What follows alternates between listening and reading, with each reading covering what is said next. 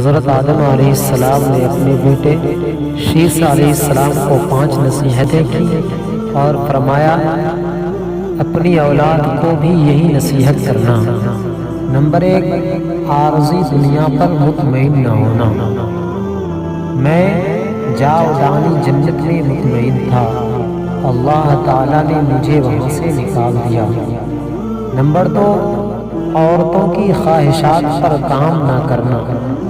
میں نے اپنی بیوی کی خواہش پر شجرہ ممنوعہ کھا لیا اور شرمندگی اٹھائی۔ نمبر 3، ہر کام کرنے سے پہلے اس کا انجام سوچ لو۔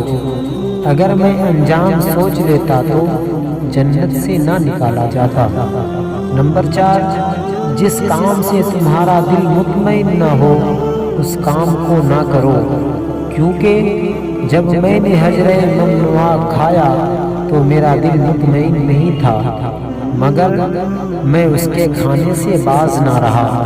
نمبر 5، کام کرنے سے پہلے مشورہ کر لیا کرو، کیونکہ اگر میں فرشتوں سے مشورہ کر لیتا تو مجھے تکلیف نہ اٹھانی پڑتی۔